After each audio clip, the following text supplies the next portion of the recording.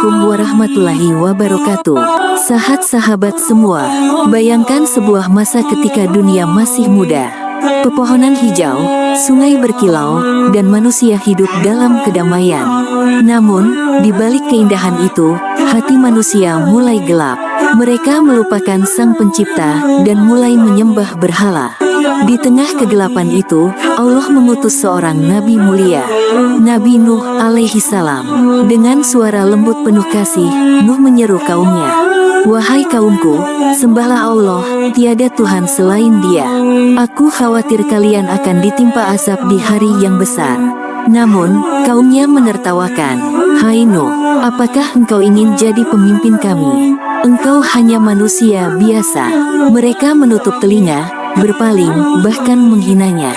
Namun Nuh tak menyerah. Hari demi hari, tahun demi tahun, selama 950 tahun, ia tetap berdakwah. Penuh kesabaran, penuh air mata. Hingga akhirnya, Allah berfirman kepada Nuh, "Wahai Nuh, buatlah sebuah kapal besar di bawah pengawasan kami. Jangan lagi engkau memohon bagi orang-orang zalim itu.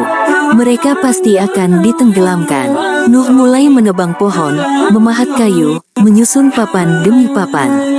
Namun di tengah padang tandus, di mana tak ada laut, orang-orang datang berbondong-bondong menertawakannya. "Hei Nuh, di padang pasir ini, di mana lautnya? Apakah kau sudah gila?" Nuh hanya tersenyum, mengusap keringat, lalu berkata, "Jika sekarang kalian menertawakanku, kelak kami yang akan menertawakan kalian ketika azab Allah datang." Lalu, tibalah hari yang dijanjikan. Awan gelap menutupi langit, dan bumi pun mulai memuntahkan air dari segala penjuru. Langit menangis deras, bumi bergemuruh. Air naik, naik, dan terus naik.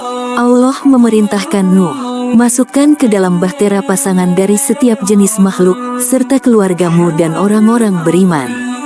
Bahtera itu pun mulai mengapung, berguncang hebat oleh gelombang besar. Bimilahi majraha wa mursaha, dengan nama Allah kapal ini berlayar dan berlabuh. Namun di luar sana, seorang anak Nabi Nuh masih berdiri di atas bukit. "Ayah, aku akan berlindung di gunung agar selamat dari air ini." Nuh berteriak dengan suara gemetar, "Wahai anakku, ikutlah bersama kami. Tidak ada yang dapat melindungi dari ketetapan Allah hari ini." Namun anak itu tetap menolak. Dan sekejap kemudian, ombak besar datang, memisahkan mereka selamanya. Hari-hari berlalu, air mulai surut, langit kembali biru, dan bahtera besar itu berlabuh di sebuah gunung bernama Judi. Allah berfirman, "Wahai bumi, telanlah airmu. Wahai langit, berhentilah." Ketetapan Allah hari ini. Namun anak itu tetap menolak. Dan sekejap kemudian, ombak besar datang, memisahkan mereka selamanya. Hari-hari berlalu, air mulai surut, langit kembali biru, dan bahtera besar itu berlabuh di sebuah gunung bernama Judi. Allah berfirman, "Wahai bumi, telanlah airmu. Wahai langit, berhentilah." Nuh pun bersujud, penuh syukur. "Segala puji bagi Allah yang telah menyelamatkan kami dari kaum yang zalim." Dari bahtera itu, kehidupan baru dimulai. Manusia kembali berpijak di bumi, kali ini, dengan hati yang tunduk pada Allah.